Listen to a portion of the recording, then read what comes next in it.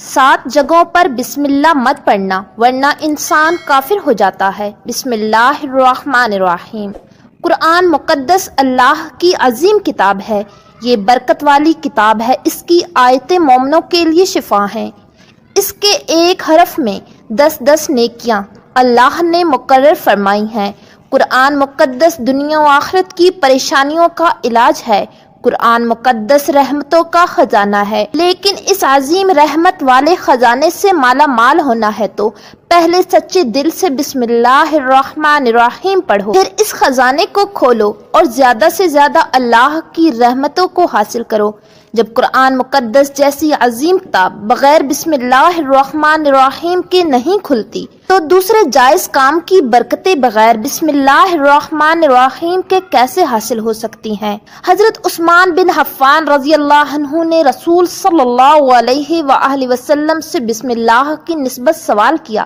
آپ نے فرمایا، یہ اللہ تعالیٰ کا نام ہے، اللہ تعالیٰ کے بڑے ناموں اور اس میں اس قدر نزدیکی ہے جیسے آنکھ کی سیاہی اور سفیدی میں۔ جابر رضی اللہ تعالی عنہ فرماتے ہیں، جب یہ آیت بسم اللہ الرحمن الرحیم اتری، بادل مشرق کی طرف چھٹ گئے، ہوائیں ساکن ہو گئیں، سمندر ٹھہر گئے، جانوروں نے کان لگا لیے، شیاطین پر آسمان سے شعلے گرے، اور پروردگار عالم نے اپنی عزت و جلال کی قسم کھا کر فرمایا کہ جس چیز پر میرا یہ نام لیا جائے گا اس میں ضرور برکت ہوگی۔ ابن مسعود رضی اللہ تعالی عنہ فرماتے ہیں کہ جہنم کی 19 داروغوں سے جو بچنا چاہے وہ بسم اللہ الرحمن الرحیم پڑھے۔ اس کے بھی 19 حروف ہیں اور ہر حرف پر فرشتے سے بچاؤ بن جائے گا۔ اسے ابن عطیہ نے بیان کیا، لیکن کچھ ایسی جگہ جہاں پر بسم اللہ الرحمن الرحیم پڑھنا حرام ہے، جائز ہی نہیں ہے۔ ہر انسان جہاں چاہتا ہے پڑھ لیتا ہے۔ کچھ لوگوں کی ایسی عادت بن جاتی ہے کہ وہ ہر کام کرنے سے پہلے ایک دم بسم اللہ پڑھتے ہیں، تو کچھ ایسی بھی جگہ ہیں جہاں پر بسم اللہ نہیں پڑھنا ہے، جہاں پر بسم اللہ انسان اگر پڑھے گا تو وہ گناہگار ہوگا۔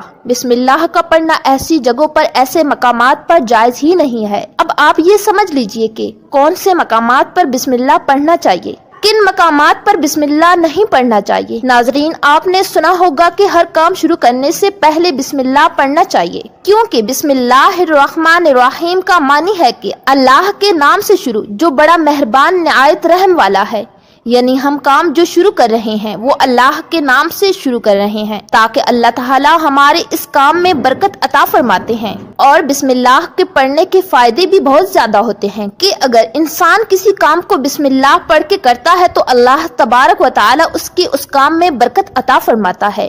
اور یہ سنت بھی ہے، حضور صلی اللہ علیہ وآلہ وسلم نے بہت سارے مقامات پر ہمیں بسم اللہ پڑھنے کی تاکید فرمائی ہے، اور حضور صلی اللہ علیہ وآلہ وسلم نے بسم اللہ الرحمن الرحیم پڑھنے کا حکم دیا ہے۔ اب اگر آپ کوئی بھی نیک کام شروع کر رہے ہیں، اس نیک کام شروع کرنے سے پہلے بسم اللہ الرحمن الرحیم اگر پڑھ لیں گے تو آپ کی سنت ادا ہو جائے گی اور اس پہ آپ کو ثواب ملے گا اور اس کی برکتیں بھی آپ کو ملیں گی۔ اگر آپ نے کسی نیک کام شروع کرنے سے پہلے بسم اللہ پڑھ لیا تو پھر انشاءاللہ اس میں آپ کا نقصان نہیں ہوگا۔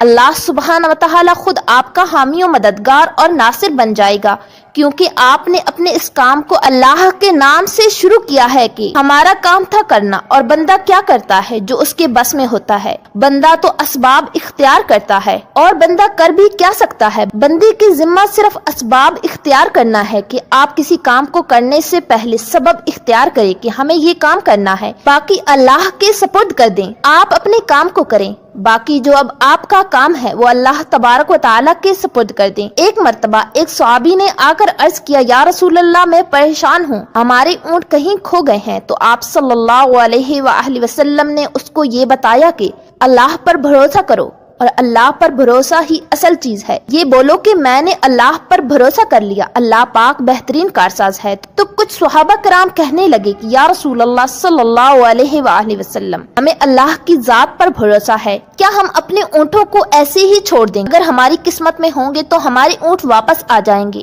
اور مقدر میں نہیں ہوں گے تو چلے جائیں گے، ہمیں اللہ کی ذات پر بھروسہ ہے۔ تو آپ نے فرمایا کہ نہیں، پہلے آپ اونٹ کو باندھو، پھر اللہ کی ذات پر یقین کرو، پھر اللہ کی ذات پر بھروسہ کرو۔ یعنی ہمارے ذمے کے جو کام ہے وہ ہمارے اوپر کرنا لازم ہے۔ اسباب کا انکار کرنے والا انسان جاہل ہوتا ہے۔ اسباب کا انسان انکار نہیں کر سکتا کہ نہیں، ہم تو ہاتھ پہ ہاتھ رکھ کے بیٹھ جائیں گے کہ اب اللہ کھلائے، کیونکہ وہ رزاق ہے، وہ ہمیں کھلائے۔ لیکن آپ اپنی محنت کیجئے، آپ اسباب اختیار کیجئے، پھر اللہ کی ذات پر چھوڑ دو۔ آپ چلے جاؤ مزدوری پر، آپ کام پر جاؤ، آپ کاروبار کرو، پھر اللہ کی ذات پر چھوڑ دو کہ اے پروردگار، اب ہمارا جو کام تھا ہم نے کر لیا، آگے تیری رضا، تیری رحمت کے ہم امیدوار ہیں۔ صرف ہمارے کمانے سے رزق تھوڑی ملتا ہے، آپ نے کمایا، بس کما کے لے آئے۔ اس کے علاوہ آپ غور کیجئے کہ دانے کو زمین سے نکالا کس نے، اس کے بعد پھر اس کو گھیوں کی شکل میں، پھر آٹے کی شکل میں بنا، پھر وہ روٹی بنتی ہے۔ ہم سمجھ رہے ہیں کہ یہ ہماری محنت سے ہو رہا ہے۔ ہم نے روٹی بنائی، روٹی بنا کے وہ گوشت یا سالن یا سبزی ہمارے سامنے آئی، اس کے بعد ہم نے جیسے اس کو بسم اللہ الرحمن الرحیم پڑھ کے کھایا، تو اب ہمارے حلق پر ایک فرشتہ بیٹھا ہوا ہے، وہ فرشتہ اللہ سے اجازت مانگ رہا ہے۔ حلق میں ہماری دو نالیاں ہوتی ہیں، ایک نالی وہ ہوتی ہے جو سانس کی ہے، ایک نالی وہ ہوتی ہے جس سے رزق اندر جاتا ہے، کھانا اندر جاتا ہے۔ تو یہ دو نالی بالکل ایک جیسی ہیں اور دونوں کا ایک ہی چھید ہوتا ہے، لیکن پھر وہ اندر جا کر الگ ہو جاتی ہے۔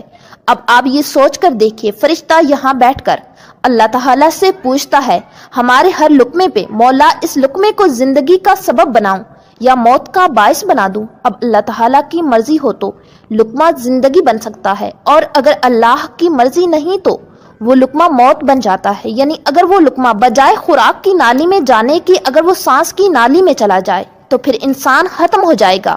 تو آپ دیکھیں، ہم نے اتنے سارے کام کیے ہیں، لیکن فرشتہ یہاں پر بیٹھا ہوا ہے کہ اس نوالے کو، اس لقمے کو کہاں لے جانا ہے۔ تو یہ آپ نے اسباب اختیار کیے، یعنی اس کو اسباب اختیار کرنا کہتے ہیں، اور اللہ تبارک و تعالیٰ پر چھوڑ دیا۔ تو نیک کام ہم شروع کر رہے ہیں، کھانا کھا رہے ہیں تو ہمیں بسم اللہ الرحمن الرحیم پڑھنے کی تاکید کی گئی ہے۔ لیکن بہت سارے لوگ ایسے ہوتے ہیں کہ کچھ حرام کام کرتے ہیں۔ مثال کے طور پر اگر کوئی انسان جوا کھیل رہا ہے تو اس میں بسم اللہ پڑھنا حرام ہے۔ اللہ کے نام سے شروع۔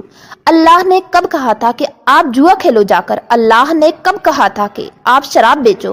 اللہ نے کب کہا تھا کہ آپ جھوٹ فریب مکر کرو؟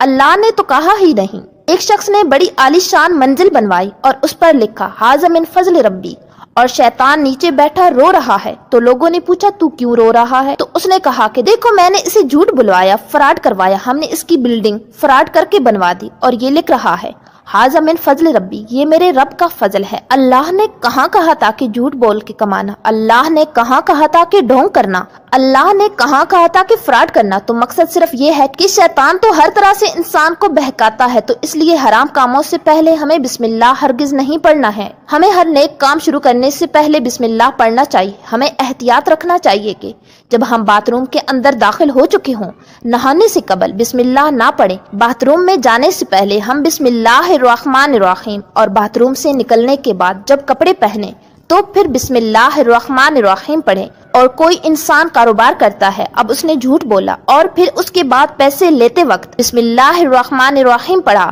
تو ایسی جگہوں پر جہاں پر حرام کام کوئی بندہ کرتا ہے تو وہاں پر بسم اللہ الرحمن الرحیم نہیں پڑھنا چاہیے، کیونکہ اللہ تبارک و تعالیٰ نے آپ کو دنیا میں چھوٹ دے رکھی ہے کہ جیسا کرو گے ویسا بھرو گے۔ اللہ سب کو دیکھ رہا ہے کہ کون کیا کر رہا ہے، تو جو کچھ ہم کر رہے ہیں صحیح یا غلط، اس کے بعد پھر لوگ کہتے ہیں یہ اللہ کی مرضی ہے۔ یاد رکھنا، اللہ کی مرضی نہیں، اللہ کی اجازت ہے۔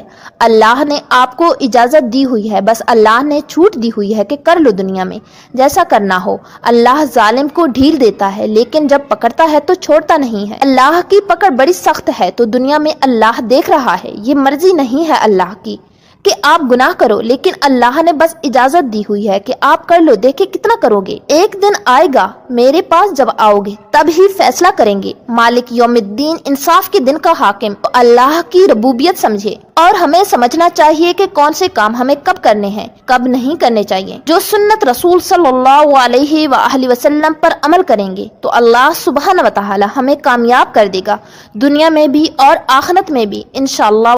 اللہ پاک ہمیں بہتر عمل کرنے کی توفیق عطا فرمائے اور ہمارا خاتمہ ایمان پر فرمائے، آمین ثم آمین۔